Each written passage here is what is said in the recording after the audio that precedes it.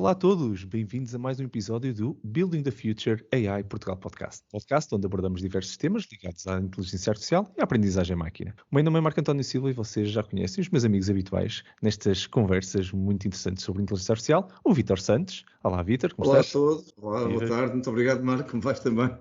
Viva Vítor.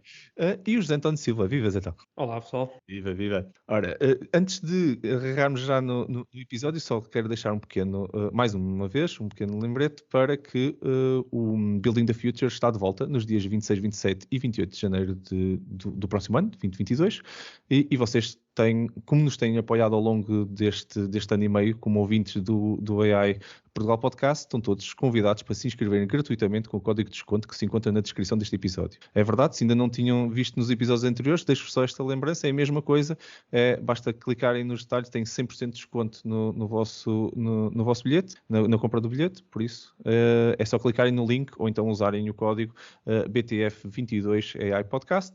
Se clicarem no link, ele vem automaticamente preenchido, é só se registarem e vamos lá, vamos construir então o futuro juntos. Não aproveitem o evento. O tópico que decidimos para trazer para a mesa neste episódio de hoje é o tópico que tem vindo cada vez mais, até digo, a ser mais quente, e não só na inteligência artificial, mas no desenvolvimento de software no geral.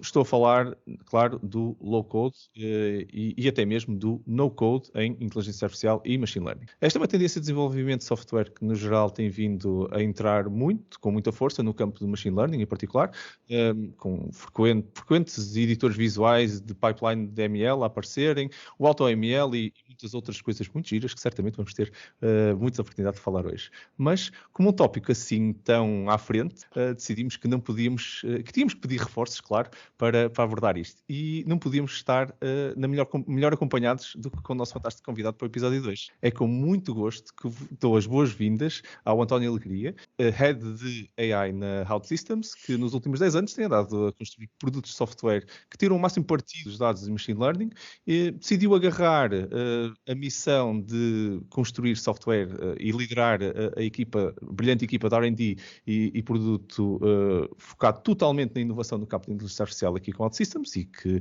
vai ser um convidado fantástico. Obrigado, António, por teres aceito o nosso convite, por participares no nosso humilde cantinho de conversa sobre AI. É um prazer ter-te connosco. Obrigado, prazer é meu, estou muito contente por me juntar a vocês. Acho que o que vocês estão a fazer aqui é muito fixe, portanto, estou entusiasmado pela conversa, acho que é o melhor. Muito obrigado, António. Já agora, para os nossos ouvintes que se ainda não seguem o António Alegria, então vão dar uma vista de olhos aqui na descrição deste episódio, pois podem encontrar os links para o LinkedIn e Twitter do António. Acreditem em mim, as vossas feeds vão ficar muito mais interessantes depois de o seguirem. Acreditem, vale a pena. Por isso, lançando então a conversa e não perdendo mais tempo, vamos ao que interessa.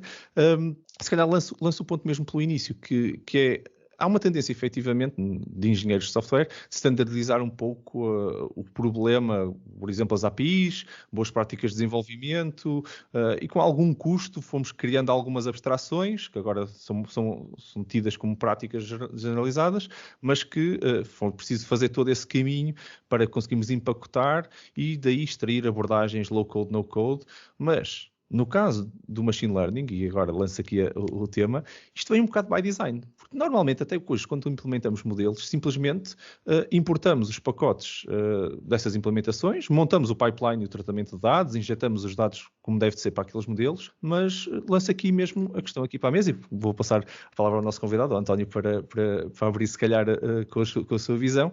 Se é uma tendência que realmente tornarmos isto mais visual do ponto de vista de pipeline e acesso até mais generalizado a non-developers do AI, neste caso em particular, se calhar mais do machine learning, como é que tu vês isso? O que é que tu achas que é o futuro aí? Sim, todo o desenvolvimento da computação tem sido feito à base de camadas e camadas de abstração, umas construídas por cima das outras, não é? Desde as logic gates, tudo, as unidades de adição, de lógica, os CPUs, e depois começamos a ter as linguagens de programação máquina, e depois por cima começamos a ter o C, depois começamos a ter uma série de coisas, e já temos uma stack cada vez maior, não é? Yep. E é isto, compounded obviamente com a lei de Moore, que tem também tornado a computação cada vez mais capaz para também suportar mais destas abstrações, que trazem o seu overhead, obviamente. É isto que tem-nos permitido construir sistemas cada vez mais complexos. no lado do AI e do Machine Learning, que é claramente uma área que tem beneficiado muito do desenvolvimento do hardware, não é? Como o Sló, até tem sido das áreas que mais está a beneficiar disso, Sim, sim.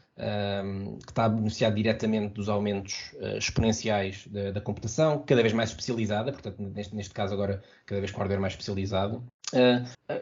Tem havido este drive para a abstração, obviamente, e da simplificação de use cases comuns. Vemos isso muito claramente, por exemplo, use cases de natural language, os sentiment analysis da vida, os entity, não é? O entity detection, translation, coisas assim, que já estão cada vez mais a ser empacotados.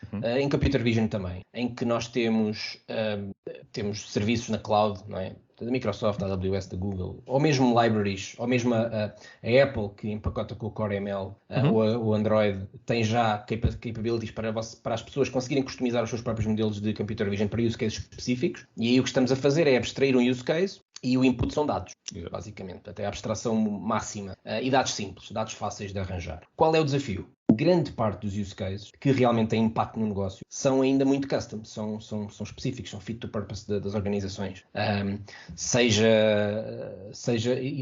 São por dados tabulares específicos no negócio, whatever. São coisas difíceis. E aí eu acho que ainda temos um caminho a fazer.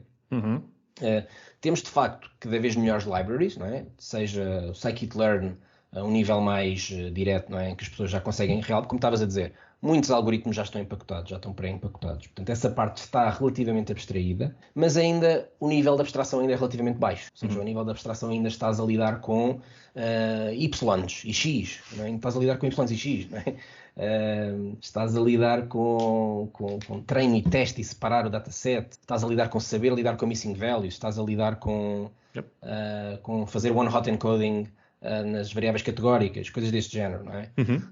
Por cima disto, o que é que tu tens também estado a ver? Tens estado a ver estas plataformas de AutoML que já tentam automatizar alguma dessa parte, dessas coisas. E muitas vezes estas ferramentas também depois têm aqui temos aqui duas vertentes. Uma vertente de AutoML, o que é que tenta fazer? É tornar toda a parte de afinação algorítmica, que parâmetros é que usar, quantas árvores é que vou usar, como é que vou lidar com as variáveis categóricas, etc. Automatizar isso, mas não te trata ainda da parte do processamento dos dados, e tem-se tentado resolver isso abstraindo isto de uma forma visual, em que peguem nos dados e façam um conjunto de transformações aos dados. E por outro lado tens estes serviços que já te empacotam um use case específico e que aí basicamente tens que providenciar os dados. O desafio destas plataformas de AutoML, do que eu tenho visto, e mesmo plataformas visuais, tem realmente baixado a curva de aprendizagem, não é? Isso é inegável, mas ainda assim bates numa barreira muito importante que as empresas têm. Que é o acesso aos dados, que é acesso aos dados de qualidade, que dados usar e muitas vezes o que fazer com os dados, porque muitas vezes não basta tu simplesmente dares um conjunto de dados não tratados para um algoritmo, não vai funcionar. Ainda tens muito esse, ou seja, não tens o algorithm engineering, mas ainda tens o feature engineering aqui ao barulho. É sem dúvida, e eu por acaso acho, concordo totalmente com o que estás a dizer, e até mesmo a parte iterativa, a dor que existe, tu também foste data scientist e data engineer e pronto, fizeste também o caminho todo destes roles que estão ligados exatamente a este pipeline e sabes bem, né, que isto é uma dor iterativa que ao fim de algum tempo é um custo demasiado grande no tratamento do dado, no chegar ao valor. Para chegarmos ao valor que nós queremos chegar, de vez em quando temos muita dor pelo caminho, iterativa, constante, igual em todos os projetos, mas diferente, porque como tu disseste bem, é igual do ponto de vista do processo, é diferente porque é específico da indústria A, indústria B, problema A, problema B. O Vítor, eu gostava de ouvir muito, vou passar a palavra se calhar ao Vítor também, porque eu adorava ouvir a perspectiva dele do ponto de vista de estas ferramentas são novas e o Vítor tem andado a incentivar esta nova geração a trabalhar com tudo que é AI. Como é que tu vês este shift aqui para coisas mais low-code, no-code neste tipo de domínio? Pensamentos divididos aqui. Por um lado é ótimo que existe esta disponibilidade e tudo, torna mais rápido o processo de desenvolvimento, a utilização de APIs e até de ferramentas de low code, ou mesmo para a malta que não é sequer programadora usar o tal no code, Aliás, já temos usado isto, o SAS, o SPSS, portanto. E isto é tudo, digamos que isto é parte excelente, não é? Pois há aqui também o Miner, não era? O Miner também usava o Miner na altura também. O Miner são os... Exato, em detalhe, se fosse o SAS, é o Miner, se for da IBM, o SPSS é o Modeler. Enfim, mas há muito, N, não é? Portanto, que são... no fundo, ferramentas proprietárias e que muitas delas, por exemplo, se formos pensar há uma diferença, portanto, em termos de metodologia, a ferramenta da IBM segue o CRISP, que digamos que é talvez a metodologia de data science mais seguida pela indústria, e o SAS tem a sua própria metodologia, que é o SEMA. Portanto, enfim, mas de resto é mais ou menos a mesma coisa. E isto, digamos que é a parte boa. Portanto, é escusado dizermos que isto é mau, porque isto é bom. Agora, qual é a parte má? A parte má é que a malta depois não percebe o que é que está a fazer. Então, está a olhar muitas vezes para um algoritmo, e mesmo um algoritmo tem que ser hiperparametrizado. O que é que eu vou dizer? Posso dar aqui um exemplo. Se eu for usar um algoritmo de clustering, por exemplo, o K-means, vamos falar de uma rede neuronal, uma SOM, portanto, também é clustering, já estamos no clustering. Se eu for decidir quais são, por exemplo, o tipo de distância que eu vou utilizar para calcular a formação do cluster, portanto, não é indiferente eu usar uma distância de Deming, uma distância euclidiana pura ou uma distância Manhattan, não é indiferente.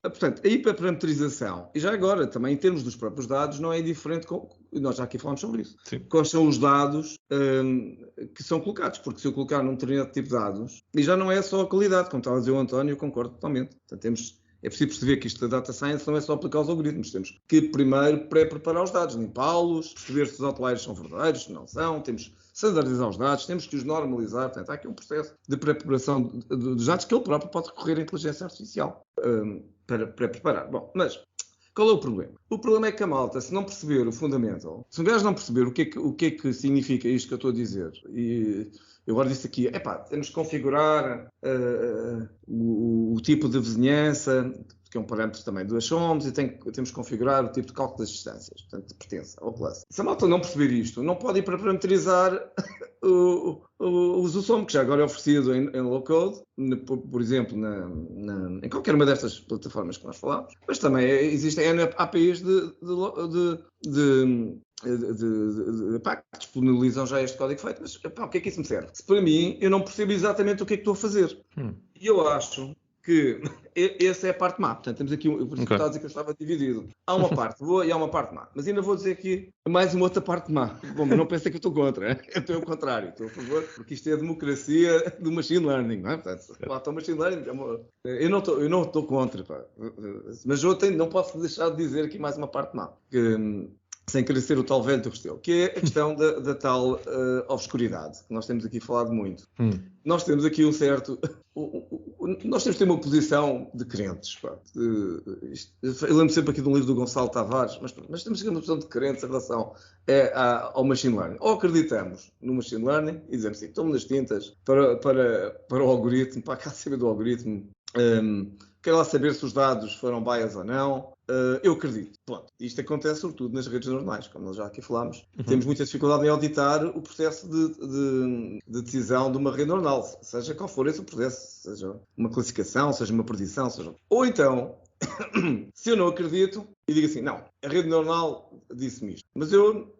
quer provas, prove it, não é? Então eu quero auditar isto. Então, se eu quero auditar isto, uma das maneiras que eu posso querer auditar é eu ter a certeza que aquele algoritmo é o algoritmo tal. E tenho que o compreender. É verdade que a maior parte de ferramentas de AutoML são open source. Ainda bem, porque resolve-nos uma parte do problema. Mas, por outro lado, só funcionam se a pessoa que for utilizar perceber o algoritmo, não é? E portanto, eu estou aqui dividido. Portanto, estás a ver, faço uma conversa redonda e fico no mesmo sítio.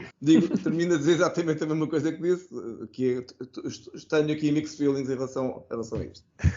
É um bom ponto de vista. Olha, eu vou só partilhar, antes de passar aqui a palavra ao Zé Toque, que eu sei que também acredita na democratização deste tipo de tecnologias, deste tipo de toda a tecnologia, na realidade. Mas eu só vos vou partilhar uma perspectiva que é, eu dou aulas a um grupo de alunos que não sabe programar. E dou-lhes aulas de Machine Learning e Artificial Intelligence numa pós-graduação. E sem por acaso não chegamos ao AutoML, não vamos a essa parte, ficamos pelos algoritmos, o entendimento de algoritmos, mas depois o pôr em prática da teoria, vamos dizer assim, que eles aprendem dos modelos, é feito efetivamente só com ferramentas de low-code. Caso contrário, eles teriam que ter uma cadeira de Python ou duas antes, até porque nós depois damos machine learning com algoritmos um bocadinho mais avançados, desde Convolutional Neural Networks, e treinamos aqui alguns modelos um bocadinho mais complexos de montar sem eles efetivamente conseguirem usar ferramentas de low-code, no-code. Seria impossível. E isto para mim que deu acesso a um grupo de pessoas que não teria de outra forma acesso a aprender machine learning. Eles até, pelo menos o feedback tem sido positivo, têm gostado. Se calhar não gostavam tanto se eu lhes desse machine learning, como eu tive machine learning numa casa de engenharia, onde toda a gente já sabia programar e pronto, era uma coisa um bocadinho diferente. Mas então, também passando a palavra a ti, o que é que tu gostarias de partilhar também sobre este tópico? É curioso que estás a falar aqui neste exemplo de dar aulas de machine learning para pessoas que não têm esse background de programação, e estava-me a lembrar aqui de um site muito giro que é o Teachable Machine da Google. Uhum. E este site o que pretende fazer aqui é criar ambientes onde as pessoas interagem com o browser, webcam, microfone, as coisas que são universais e acessíveis, tentar criar aqui experiências em que a pessoa consiga treinar modelos. Não é? E é muito interessante esta aproximação e pode ser uma excelente forma de dar essa experiência do que é possível fazer hoje em dia com TensorFlow e mesmo graficamente com o processing, a linguagem, mas tudo feito de uma forma completamente interativa e visual. Isto é a experiência académica, ok? De como ensinar, e depois há as experiências massivas, como é o caso do TikTok, que nós temos os nossos jovens todos a dançar em frente às câmaras de vídeo. Eu imagino a quantidade de coisas que se pode fazer com este vídeo todo e com estes gestos e com estas expressões, porque digitalizar qualquer pessoa, em termos de comportamentos, atitudes, expressões, etc., começa a ser extremamente fácil para empresas destas. Mas isto estamos a falar já de cenários extremos, mas este Teachable Machine é um bom exemplo disso. Eu gostava de perguntar ao António se este tipo de aproximação, de democratizar o tipo de soluções que as pessoas conseguem fazer, é o vosso foco maior, ou estão a olhar mais para o Machine Learning? Quem são os teus clientes internos na OutSystems? São estas questões de soluções para consumer, ou é olhar para dentro da organização como engenharia e pensar, ok, o que é que nós conseguimos fazer para tornar os nossos consultores mais rápidos, tornar os nossos testes mais automáticos, tornar a nossa gestão de projeto mais automágica? Quais são os seus clientes de Machine Learning? Sim, nós de facto temos duas vertentes na OutSystems. Temos uma vertente mais focada no nosso customer, no nosso cliente, que é como é que nós lhes podemos... Portanto, a OutSystems é uma plataforma que tenta democratizar o software development em si, não é? Do ponto de vista da origem, e nós acreditamos que esta parte da AI é uma parte fundamental do software development moderno, por isso é que lá está, como eu estava a dizer, a Apple, aquilo faz parte do SDK deles, da Google, etc., da Microsoft, todos eles. Então nós tentamos providenciar, desenvolver componentes que os utilizadores os developers possam utilizar sem ter que ter um conhecimento extremo de machine learning de uma forma integrada nas suas aplicações, que tipicamente também é um grande problema. Muitas organizações podem estar a fazer os modelos e conseguirem fazer os modelos, depois não conseguem pô-los em produção, não conseguem integrar nas aplicações. Nós tentamos jogar aí nessa integração, muito focados nesta vertente nos use cases específicos, não tanto focados no criar qualquer use case de machine learning. Portanto, não estamos a tentar criar uma plataforma de machine learning. Ainda assim, nós tivemos um projeto experimental que testámos com clientes, que nós chamávamos do ML Builder, e que tentava, utilizando AutoML por baixo, para alguns use cases específicos, permitir à pessoa usar os dados que tinha na plataforma, escolher, por exemplo, eu quero, por exemplo, prever um ticket, prioridade de um ticket, ou fazer um assign na equipa que vai maximizar ou vai minimizar o tempo de resposta no suporte. Os dados estão modelados na plataforma já, não é? Porque é uma plataforma de desenvolvimento, escolher os dados e depois tentamos automatizar o processo de treino, e tivemos muitos desafios aí, do ponto de vista de qual é a user experience, como é que nós explicamos à pessoa, que a pessoa tem que escolher, ainda assim, quais é que são os campos que podem introduzir bias, ou que podem ter podem ter um leak relativamente às labels do futuro, não é? Portanto, este tipo de coisa é os desafios, e aí batemos nessas coisas, que é, ok, a parte do algoritmo é fácil e as pessoas ficam, de facto, muito empowered. Não resolvemos os problemas todos, mas baixamos a barreira e tivemos clientes que nos disseram que conseguiram fazer muito mais, experimentar mais e fazer engage com o negócio. Às vezes temos clientes que são muito conservadores, são empresas de retalho já antigas ou de logística, ou o que é que seja, não é? Portanto, não são as Googles da vida, que contratam os software engineers todos do MITs e do Técnico e da Nova, etc. Não é? Portanto, são empresas mais conservadoras, mas que estão a tentar fazer digitalização. São mais conservadoras, mas quando tiveram uma ferramenta que lhes permitia experimentar mais rápido, ficaram cheios de ideias. Estavam cheios de ideias, desbloqueavam as ideias. Mas temos essa vertente. Mas temos a grande parte do nosso investimento. Acaba por ser, na verdade... desenvolver capabilities de AI que permitam acelerar o processo de desenvolvimento de software. Acelerar e baixar a curva de aprendizagem. Portanto, o nosso objetivo é tornar 100 vezes mais produtivo e eliminar o treino no desenvolvimento de software. Pronto. E isto é um problema complicado. Estamos a modelar códigos, estamos a modelar o que é que as pessoas querem fazer com o software, e é um problema bastante diferente deste para os clientes. Mas ainda assim, não é?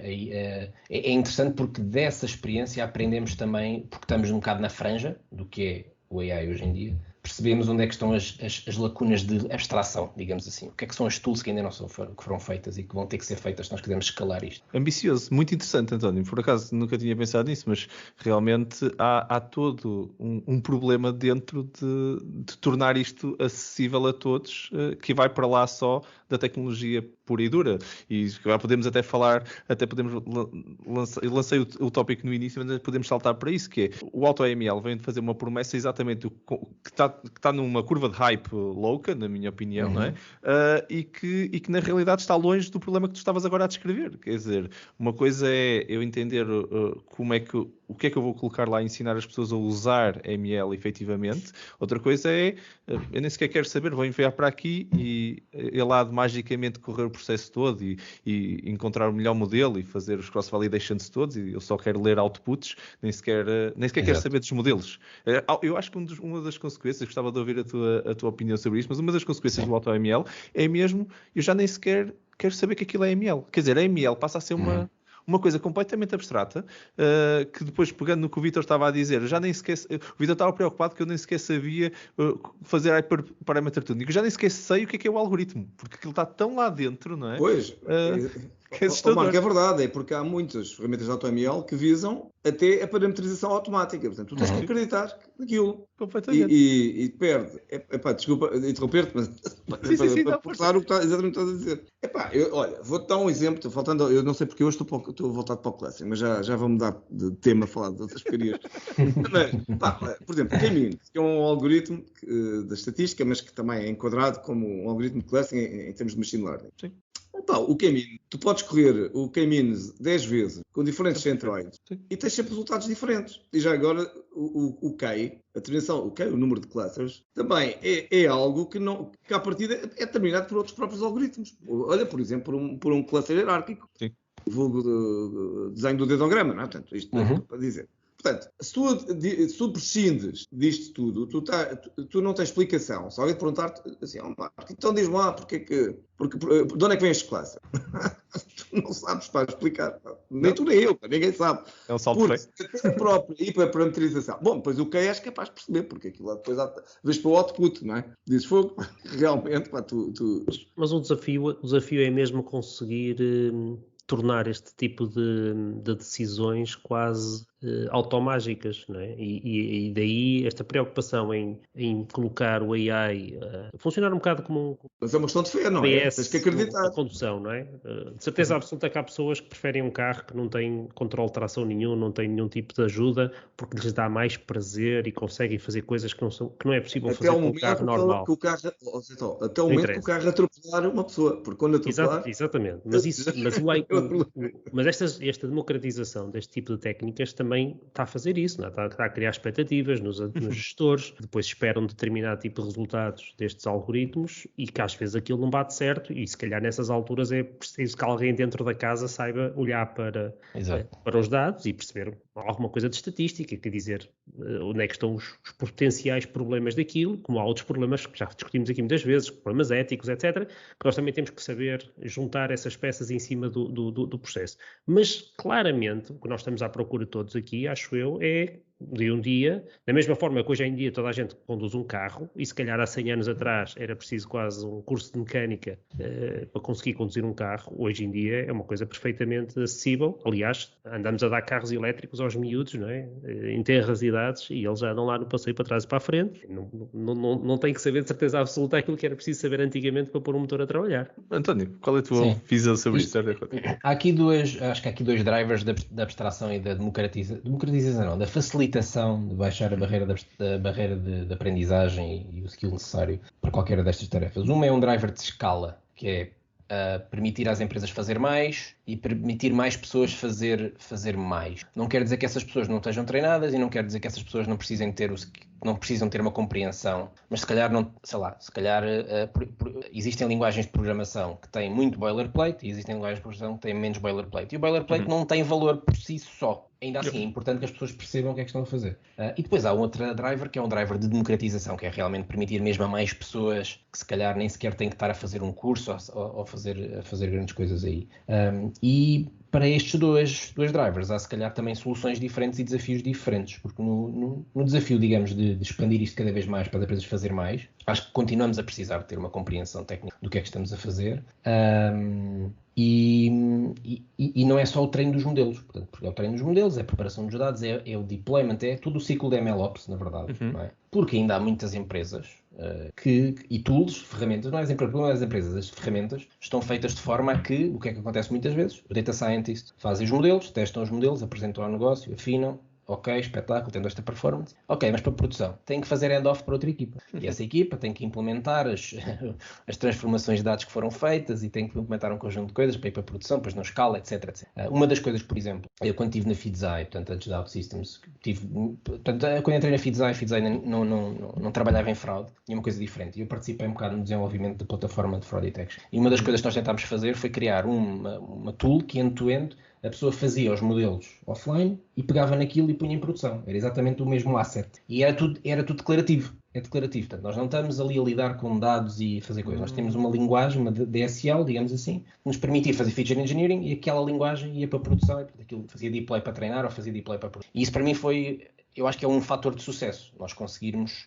A abstração não é necessariamente apenas vamos automatizar o processo de treino, mas permitir às pessoas declarar ou descrever o seu use case. Eu acho que é por aí. Porque lá está. Se a pessoa não pode ir ao K-means e automatizar aquilo tudo, mas se eu se calhar tiver formas para descrever o que é que eu quero e o que é que aqueles dados representam, potencialmente tenho informação suficiente para tomar decisões e automatizar certas coisas melhor, e tenho dados para depois poder explicar o que é que está a sair, por hipótese, modelo. Isto não é magia e acho que ainda há investigação a fazer aqui e há testes a fazer, mas eu acredito que muito do caminho é este, que é permitir às pessoas ter uma forma diferente de especificar o que é que pretendem, pode ser programaticamente, mas com uma coisa um bocado mais aproximada muito por cima de um data frame, E acho que isto pode ajudar a criar automatismos, não só para o treino, não só para o feature engineering, mas também para a explicação, para o deployment, para a produção e para o monitoring.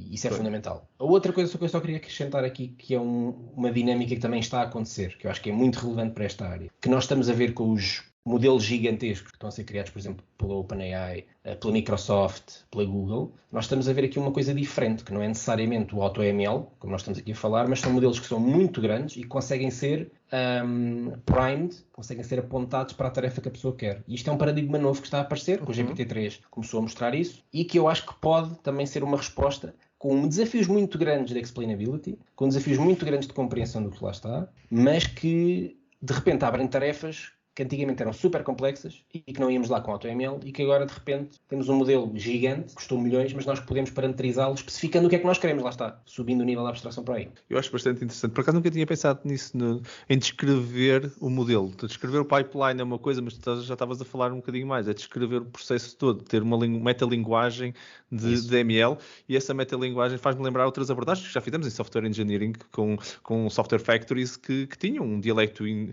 intermédio. A indústria dos videojogos já faz isso há imenso tempo. Os game engines são abstrações, eu meto as regras do jogo e depois a física e as coisas nativas já estão lá e o resto pronto, eu faço 50 mil jogos daquilo, duas possibilidades são infinitas. Gosto bastante da abordagem, António, por acaso. Há um side effect muito interessante para isso, que é entre aquilo que é o próximo treino vai usar os novos dados e vai dar um modelo novo, e aquilo que são os constraints, que nós falámos outro dia, questões da ética, etc., que são aqueles constraints que têm que entrar de uma forma como regras heurísticas, não é? E não como algo que vai ser treinado a partir daquele... Quando estamos a falar daquele bot que a determinada altura estava a aprender novas situações e o bot descarrilou, se calhar faltava ali algumas heurísticas para dizer que determinados temas são sagrados, ou é melhor não entrar por ali para o bot não começar a entrar naquele tipo de discurso. E quem diz isto diz regras de condução, segurança rodoviária, navegação aérea. Há N coisas que claramente ter esse tipo de high-level spec, não é? Que possa ajudar a criar os constraints e depois deixar que os modelos trabalhem e treinem com criação de cenários sintéticos e etc., até conseguir criar modelos mais robustos. Não é? Isso é uma perspectiva muito interessante, que até podemos falar aqui também um bocadinho, que era, se nós estaríamos, quando nós pensamos em low-code, no-code e auto-MLs e estas coisas todas mágicas que estamos aqui a falar de um futuro em que quase não precisamos saber nada disto, isto faz tudo sozinho, onde é que vão estar e qual é o nível de ética e as guards que nós queremos... De quem é que é a responsabilidade? Porque hoje em software nós pomos a responsabilidade claramente na fábrica, de fazer as boas práticas de desenvolvimento, de segurança, tudo isso tem que vir by design na fábrica, mas nunca falamos de ética. Nós nunca tivemos que desenhar programas éticos. Temos que desenhar AI ético e responsável, mas nunca a fábrica de software não tinha esse problema. Por isso, o que é que vocês acham? Acham de quem é que fica a responsabilidade? Se responsabilizamos-nos como software engineers, ou data scientists neste caso, pronto, mas ficando aí na parte de software engineers, desresponsabilizamos-nos e dizemos, não, isto é quem usa, não são as armas que matam as pessoas, são pessoas que usam armas para matar pessoas, mas são as pessoas que as matam, não são as armas. Vamos pôr-nos nessa perspectiva ou não? O que é que tu achas, António? Eu acho que a grande diferença é que no software, apesar das pessoas, e eu lembro-me, uma coisa que eu ainda me lembro de vez em quando, da faculdade, no software engineering havia sempre a comparação com a engenharia civil. A engenharia civil era tipo o barómetro da engenharia, de se perceber o que é que se quer fazer, de estruturar o software.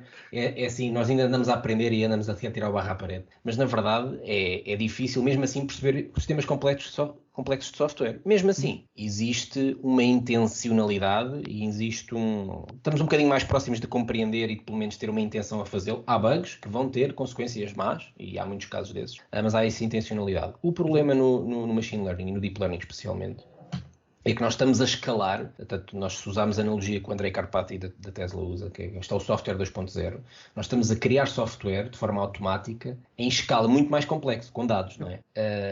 O equivalente à construção civil era nós lançarmos uma cidade em que os prédios estão a ser construídos e a experimentar como é que aquilo vai funcionar, os layouts, e estamos a deitar abaixo e a mandar experimentar. Pessoas lá dentro a viver. Agora experimenta com prédios com 8 pisos, outros com 4, outros com 300, e vamos ver o que é que acontece. E amanhã, quando eu vier trabalhar outra vez, eu quero ver os resultados, que é para ver se encontramos algum modelo de cidade melhor. Mas, entretanto, tivemos a fazer esses prédios todos. E estamos a otimizar uma função. É o que a China está a fazer, mas pronto. E estamos a otimizar uma função. E é uma função que é um bocadinho redutor daquilo que nós queremos do sistema, porque aquela otimização do sistema vai ter de tomar compromisso. Pode haver, se calhar, soluções do ponto de vista de nós trabalharmos com muito mais força no que funções é que nós queremos otimizar, qual é a função de custo, não é? E, se calhar, integrar este tipo de coisas nesse custo. Poderá haver soluções, como, por exemplo, a OpenAI lançou um research recentemente deles tentarem ter um treino guiado, que eles vão ter um treino, mas depois tem um humano que vai, por reinforcement learning quase, digamos, ter aqui interações com o modelo para ajustar de forma a alinhar os valores, alinhar a direção, não é? O problema do alinhamento destes sistemas acho que é um problema grande. E à medida que nós cada vez escalamos mais isto, acho que isto vai ser uma área de expertise, se calhar, completa, e que vamos ter que focar-nos nestas coisas todas. E, se calhar, isso vai fazer com que... isso para mim é uma preocupação, porque eu acho que isto é uma barreira para a democratização, porque quanto mais estes modelos ficarem complexos e mais isto for uma área de atuação, se calhar só empresas com muito grandes ou recursos ou expertise é que vão conseguir lidar com isto, mas se calhar depois empacotam isto e revendem esta capacidade de uma forma integrada. Mas por outro lado, vai depois outra vez voltar à fé que o Vítor estava a dizer. Exatamente. Que eventualmente vamos ter mesmo que ter muita fé. Ficou tão complexo, e ainda para mais a ética está fora, que pronto, nós agora vamos ter que acreditar.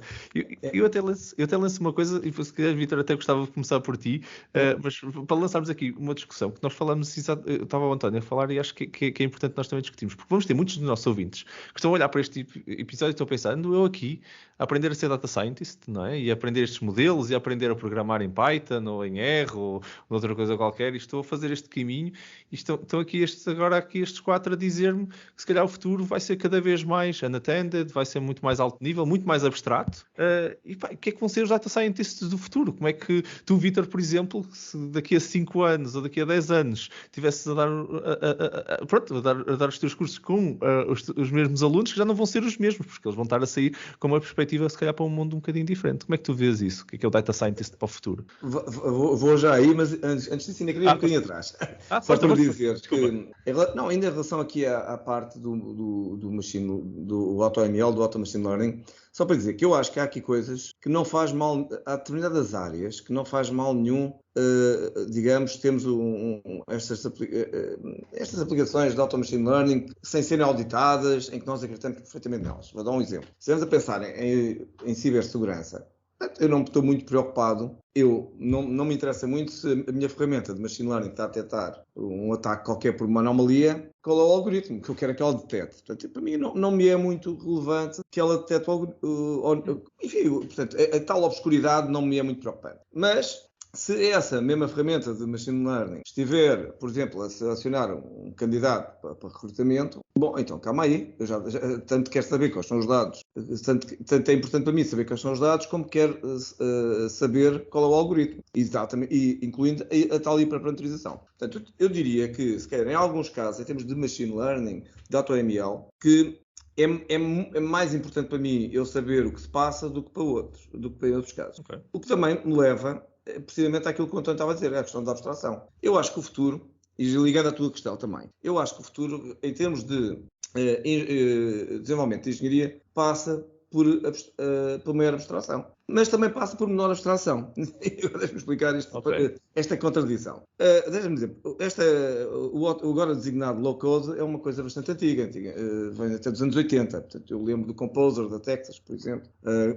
Estamos a falar das linguagens 4 GT. E já nessa altura se dizia que as linguagens das 4GL, as linguagens de quarta geração, associadas, tal como o low-code, à metodologia de desenvolvimento RAD, o Rapid Application Development, para quem está a ouvir e queira procurar, seria o futuro. Portanto, nós iríamos realmente seguir esta lógica de uma maior abstração e por aí eu estou totalmente de acordo. Portanto, se calhar o que vamos ensinar nos nossos alunos, no futuro, é lidarem com isto do ponto de vista de maiores abstrações. Mas, ao mesmo tempo, é o contrário, porque o diabo está nos detalhes.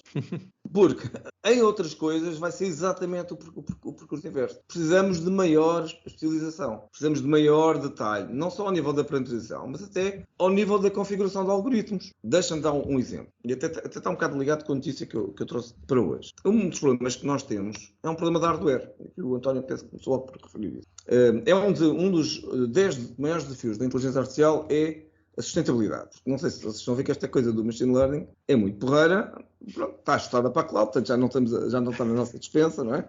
Quer dizer, eu penso que o Zé Toto ainda terá um número de servidores na cara dele, mas para a malta normal está mais na cloud, não é? Mas isto custa caro, portanto, uma das coisas importantes para nós é procurarmos precisamente modelos de machine learning bastante mais ligeiros. Realmente, o deep learning, a aproximação do neurocognitron e dos algoritmos de deep learning que vieram a seguir já vai nesse sentido, não é? De poupar o número de neurónios de input, mas por outro lado aumenta o número de layers. Como estamos a ver, estamos aqui há aqui uma coisa dividida. Portanto, eu direi que em relação ao machine learning, e pondo aqui a minha bola de cristal, que até agora não deve ser muito boa porque não me permitiu enriquecer, mas pronto, usando mesmo assim a minha bola de cristal, eu diria que no futuro vamos realmente nessas duas direções. Portanto, vai haver um maior nível de abstração naquilo que é produzir software e cá está, com recurso a linguagens gráficas no fundo, para agilizar a colocação desses blocos de código. E para quê? Para aquilo que para nós não queremos saber, não nos é importante saber como é que foi feito, não queremos auditar o algoritmo, e se calhar nem sequer queremos auditar a parametrização, e vai haver exatamente um movimento contrário numa lógica de maior exposição e precisamos de realmente novos algoritmos.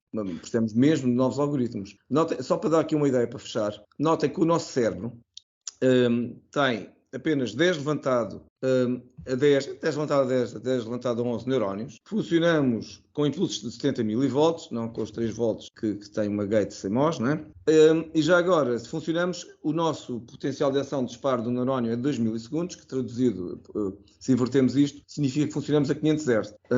Portanto, com apenas estes gigas de neurónios. E, portanto, notem, se compararmos e claro que também gastamos energia, não é? Portanto, ficamos razoavelmente cansados se estivermos aqui a pensar muito. Mas não gastamos mesmo assim tanta energia quanto os servidores precisamos para estas atividades imensas.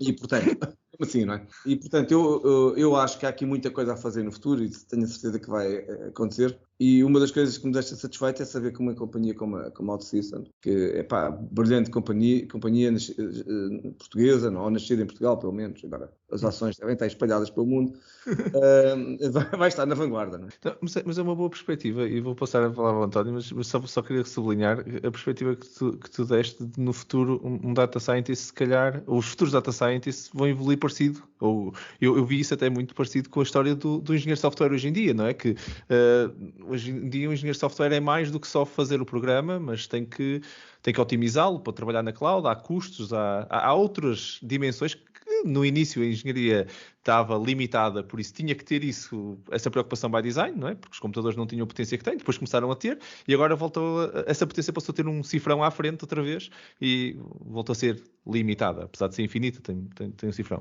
E é engraçado, é uma boa perspectiva, um data scientist do futuro, usar as ferramentas de abstração, mas agora ser um skilled data scientist que consegue otimizar, trabalhar isso para cima da pessoa normal, que conseguia usar aquilo, pronto, de uma forma mais corriqueira. António, qual é a tua visão de data scientist do futuro? Por exemplo, a tua equipa? Sim. Como é que tu vês isso? Nós já estamos a ver isso um bocadinho.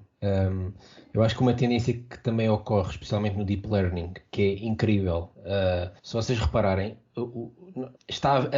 há muita research e muitos algoritmos novos a aparecer, mas a verdade é que nós estamos a ver cada vez mais arquiteturas muito semelhantes e building blocks muito semelhantes a ser usados em mais use cases. Antigamente tínhamos arquiteturas específicas, Convolutional Neural Networks para Vision, RNNs para NLP, e agora estamos a ver os transformers a ser aplicados, e por exemplo o OpenAI aplica o mesmo, o GPT tem um GPT Image e aplica aquilo a vários use cases diferentes, e portanto isso também é interessante, temos esse building block poderoso.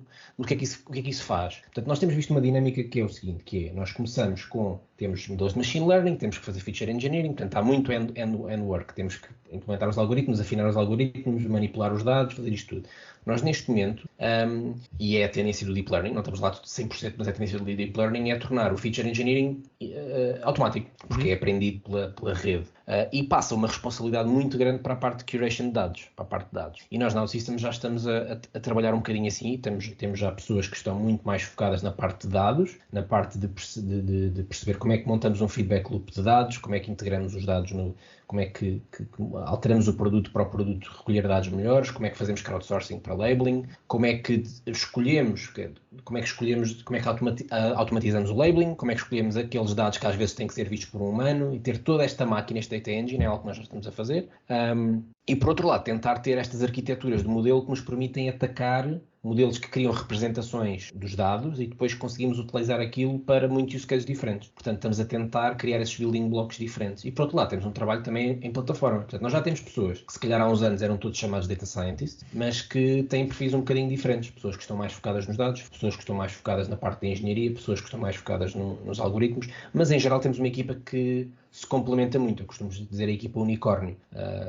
Uma coisa que eu dizia às vezes aos data scientists, que eu falava há uns anos e perguntavam-me o que é que deviam fazer, o que é que não deviam fazer, e o que eu sempre lhes disse é, tenta teres capacidade de programação tenta ser um skill set um bocado broad. E isso é sempre difícil e as pessoas são muito diferentes. Mas tentar ter uma equipa que é complementar e que agrega todos estes skill sets é muito importante e o skill set e o expertise para atacar este use case tem que continuar a existir de qualquer maneira. Portanto, as pessoas não podem, acho que é um mindset que já havia há 10 anos e que espero que o AutoML não traga de volta, que é o mindset de às vezes as pessoas têm um problema de machine learning para resolver, o que vão fazer é vão testar 10 modelos diferentes. Pegam nos dados, 10 modelos diferentes. Eu vi isso acontecer imenso e não é por aí, portanto tem que se pensar na solução. Mas eu acho que sim, eu acho que vai haver muito mais investimento ao nível dos dados. Acho que ainda não se, já se fala nisso, mas ainda não se percebe. Acho que a Tesla é um exemplo espetacular do que é o futuro da aplicação de machine learning em escala. Uhum. Todo o investimento que eles estão a fazer em dados é muito grande e as ferramentas, portanto, só que não existem ferramentas para nada disto. Portanto, isto ainda está a ser montado, mas eu acho que vai ser por aí. Eu sem dúvida concordo e antes de passarmos para a nossa rubrica só queria sublinhar a importância de nós estamos ainda no início, nós temos que olhar para estas coisas, para os nossos ouvintes. Essa mensagem foi fantástica, que é nós estamos no início, vocês hoje, olhando para o software, já fez um caminho muito longo. Nós estamos no início desse caminho, se quisermos traçar um paralelo.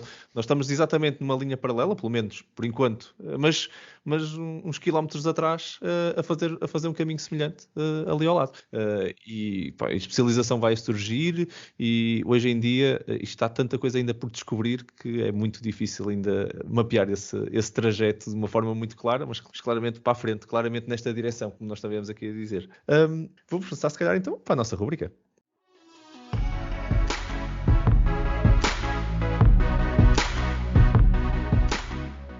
Bem-vindos à nossa rúbrica AI News, um segmento que faz parte do final de cada um dos nossos episódios, onde nós vos trazemos normalmente 3 notícias, artigos, links, livros, um pouco o que nós sentimos que foi relevante nas passadas semanas, que passou no nosso radar e, claro, deixamos aqui os nossos comentários. Os links para cada uma destas notícias estão publicados aqui na descrição do episódio, por isso se quiserem ler a notícia ou o que nós partilhamos na íntegra, é só irem lá ver.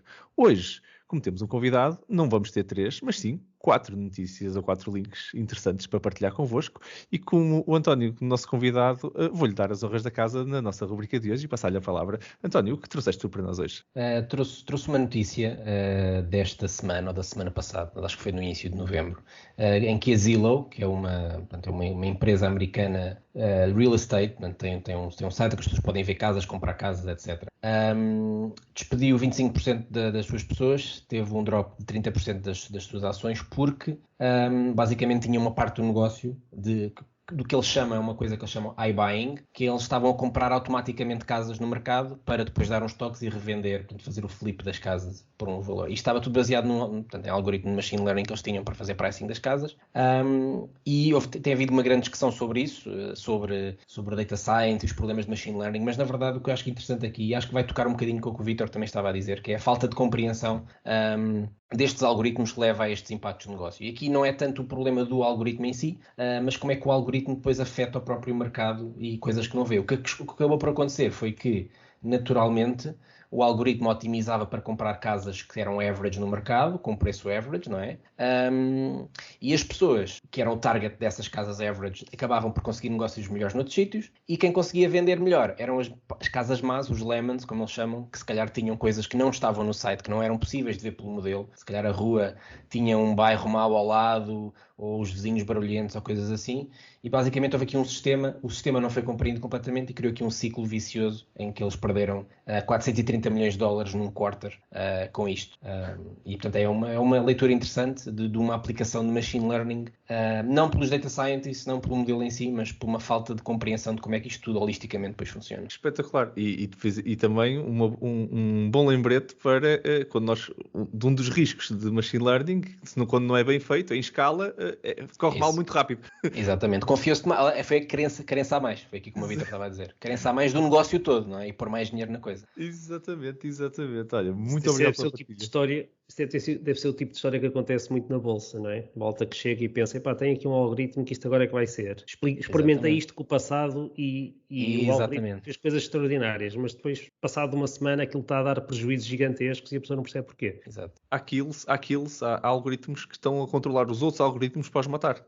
Nas bolsas tem muito isso. A AI para controlar a AI, quando aquilo começa, a tendência era esta, começa a estabilizar ou começa a cair, antes que aquilo corra muito mal, vai perder algumas, leva um kill e acabou. Aquele já morre, vem outro. E é código um bocado descartável, vamos ser sinceros. A coitada da malta que faz este tipo de modelos, que eles ficam deprecated muito rápido, não é? Porque a realidade muda. Eles próprios mudam a sua própria realidade de bolsista, por isso é interessante. Muito, muito, muito boa partilha. Muito obrigado, António. Zé Tó, passo a palavra a ti, o que trouxeste para nós hoje. Ora bem, eu trago aqui um artigo, é um blog post que está publicado no sourddatascience.com e é um exemplo da construção de uma solução de machine learning em menos de uma hora. O artigo é interessante, usa, por exemplo, esta questão do teachable machine para criar as primeiras partes do modelo e depois toda a componente de fazer deployment rápido disto para produção na cloud. É um bom exemplo de como às vezes as soluções mais simples conseguem fazer o tal proof, se calhar suficiente para convencer o negócio a avançar para algo mais complexo a seguir. Mas não deixa de ser um artigo de como procurar estas ferramentas e que tipo de soluções é que existem na net hoje em dia para rapidamente provar a validade de determinado tipo de aproximação.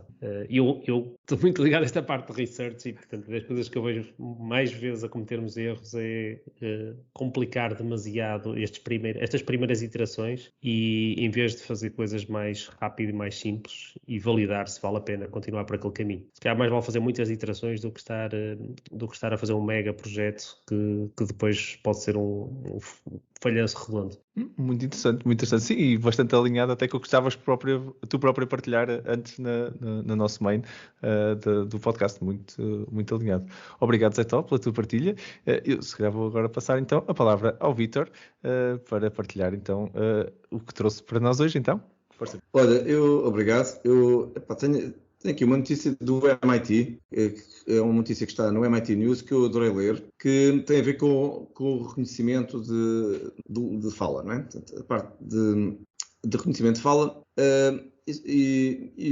Portanto, nós temos aqui sempre um problema no reconhecimento de fala, que é, como é que é dizer, comum para as linguagens que têm muintos falantes. Porquê? Porque os modelos de machine learning precisam de ter muitos exemplos para serem treinados, mas que se torna muito dispendioso para as línguas que têm menos falantes. O que é tornar-se muito dispendioso? Portanto, tornar-se muito dispendioso é preciso ver que para treinar um modelo de treino de NLP tem mais ou menos 300 milhões de neurónios. Então, não sei se estão... Portanto, vejam o que é que eu, para cada pedacinho de código gravado, de fala gravada, eu tenho que treinar uma rede de 300 milhões. Portanto, isto só para dar aqui um exemplo da complexidade disto. Então, o que é que o pessoal do MIT fez? Eu acho isto brilhante. Os gajos, primeiro, fizeram uma experiência que treinaram uma rede apenas com as 10 línguas mais conhecidas, portanto, mais conhecidas, mais faladas. Portanto, o inglês, o francês, o espanhol, o chinês. O mandarim, certo? o russo. Portanto, eles treinaram com 10 letras. Com 10 línguas diferentes. E depois concluíram, analisando o modelo neuronal, e isto é uma coisa que raramente se faz, que é olhar para o valor das sinapses, perceberam que havia um grande overlapping das redes. Portanto, eles treinaram o russo, treinaram o francês, ou o mandarim, que havia ali um overlapping da rede neuronal. Então o que é que eles fizeram? Foram podar a rede. Eu até me ri com isto porque toda a gente se lembra da poda alfabeta, não é? Do pruning da teoria de jogos. Portanto, o que eles fizeram foi à rede neuronal e eliminaram o que não estava no tronco comum das línguas, eles chegaram lá e puseram a zeros. Ou seja, e depois então conseguiram, e chamaram a isto, já agora o algoritmo, eles chamaram isto o PARC, que é Prune, Adjust and Reprune. E porquê que é o Reprune? Porque depois a seguir, portanto, eles têm uma rede pré-treinada com estas 10 línguas, podada, portanto, tem que retirar as conexões que não contribuíram muito para aprender as 10 línguas, meter-nos mesmo a zero. Notem, quando elas estão a zero, significa que aquelas conexões não vão ser multiplicadas por zero, simplesmente, portanto, reduzem o esforço. E depois, então, foram treinar com alguns exemplos essas línguas, podia ser o mirandês, não é? Aqui em Portugal, não é? Imaginem que queriam treinar o Mirandês, pá. Foram treinar o tal Mirandês acima da rede. E, obviamente, que o que aconteceu foi que o modelo computacional foi muito menos exigente, porque destes 300 bilhões de neurónios conseguiram fazer muito menos. E, por outro lado, conseguiram perfeitamente ensinar o Mirandês com poucos exemplos. Mais com uma accuracy melhor do que outras redes convencionais de treino de fala, não é? Eu acho este artigo leva-nos até aqui um bocadinho na direção de algumas coisas que estamos a falar um bocadinho. Primeiro, na direção de como é que podemos tornar o machine learning mais sustentável e, portanto, menos exigente do ponto de vista computacional. E depois, por outro lado, a necessidade que nós temos de ter novos algoritmos, em particular em deep learning, não é? Porque houve aqui Portanto, nós estamos mais ou menos há 5 anos, de grosso modo, em que não passa grande coisa na área dos algoritmos de deep learning, não é? Portanto, isto apenas não passa nada mesmo, ou passa pouco. Portanto, é engraçado ver que começa a passar alguma coisa. E eu gostei em particular de ler este artigo, que vos recomendo, sobretudo pela questão original do prune da poda, não é? Da rede neuronal.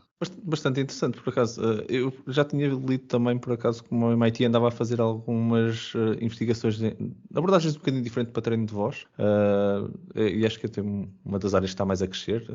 O António, no início do podcast, até estava a dar os exemplos, não é? Computer Vision, já estavam assim muito segmentadas estas coisas, e agora com a computação a evoluir, vão ver, neste caso o MIT, mas a academia a tentar criar agora novas iterações em cima disto. Muito, muito interessante. Olha, eu trago-vos assim, não conseguia, os meus últimos 15 dias foram um bocado dominados pelo evento do Ignite da Microsoft, por isso, dentro do AI, fora do AI, foi assim um bocadinho o que dominou um pouco toda a literatura que eu andei a ler e das coisas dos lançamentos e tudo. E há um em particular que eu quero partilhar convosco, que me chamou bastante a atenção, gostei de ver, por acaso não estava a contar. Eu já há uns tempos atrás tinha deixado o link que a Microsoft tinha feito a parceria com o OpenAI para licenciar o OpenAI a nível mundial e tudo. Na altura também foi assim, mas pensei que tinha ficado por aí e fiquei muito surpreendido que a semana passada, e o link que vos partilho hoje é uma notícia do anúncio do novo serviço no Azure chamado OpenAI Service, que no fundo combina a parte do GPT-3 com as capacidades do Azure a nível Enterprise, de vocês basicamente subscreverem um modelo e como se fosse um serviço de outros Cognitive Services, um Computer Vision ou qualquer coisa assim, customizarem um modelo como um serviço e fazerem deploy sem terem que fazer toda a instalação do GPT-3. Tornam aquilo basicamente uma API customizável, só vossa, da vossa versão do GPT-3, como estávamos aqui há bocado a falar, não é? Que estes modelos são extremamente complexos, mas também com uma capacidade de customização que os torna extremamente poderosos. Mas depois de vocês tinham que andar a montar esse poder todo, vocês, e pronto, agora está anunciado como um serviço para todos os efeitos. É um novo Cognitive Service, por isso está dentro do suite dos Cognitive Services a partir de agora, e traz todas as componentes que nós, de reliability, de compliance, data privacy, todas as coisas que nós teríamos que montar em cima, porque o modelo é só o modelo, tudo o resto era para tornar um Enterprise Grade Service, tínhamos que montar tudo o resto. Aparentemente a Microsoft já fez isto e tornou as coisas assim. Foi espetacular, uma coisa que eu não estava mesmo a contar, e eu voltando de vez em quando até atento às coisas que internamente passam na Microsoft, e este passou-me mesmo ao lado, fiquei muito contente. E depois, claro está, o artigo em si, para quem possa não conhecer o GPT-3, tem também muito detalhe sobre casos práticos, indústria e tudo. É um artigo bastante completo, por isso, se não fosse só pelo anúncio, para vocês entenderem o que é que realmente está aqui a ser oferecido, se não conheciam nada ou pouco do GPT-3, é um bom artigo também para vocês ficarem a conhecer. E esta é a minha partilha para vocês. E assim terminamos mais um episódio. O meu nome é Marco António Silva e vocês estiveram a ouvir o Building the Future AI Portugal Podcast. O podcast que vos fala sobre inteligência artificial em conversas informais, cheias de conteúdo. Um obrigado enorme por mais uma conversa muito interessante aos meus parceiros neste sofá virtual habituais, aqui ao Vítor. Muito obrigado, Vítor. Muito obrigado, foi um prazer, como sempre. Prazer sempre, Vítor. E muito obrigado, Zé Tó. Obrigado a todos e ao António também. Sim, exatamente. Um obrigado muito especial ao nosso convidado, António Alegria, que foi uma fantástica companhia hoje, que nos trouxe insights insights incríveis, uma conversa mesmo muito agradável. António, foi um prazer ter-te connosco hoje. Muito obrigado pela partilha. Obrigado, o prazer foi meu. Se ainda não seguem o António, relembro, não se esqueçam, está aqui na descrição do episódio os links para vocês encontrarem o António tanto no LinkedIn como no Twitter. Não se esqueçam de seguir, vocês não vão se arrepender. Não poderia deixar também, claro, de agradecer a vocês todos que estão desse lado a ouvir-nos. É para vocês que nós produzimos este conteúdo. Muito obrigado por estarem desse lado. Caso tenham algum tema, algo que gostassem de ver discutido, sugestões, comentários, feedback, temos todo o interesse em ouvir tudo isso, por isso basta-nos fazer chegar um e-mail para podcast@buildingthefuture.pt. Fiquem atentos para o nosso próximo episódio, nas habituais 2 semanas. Até lá, muito obrigado a todos por estarem desse lado e vamos continuar juntos a ativar Portugal e construir um futuro melhor com a tecnologia. Obrigado a todos.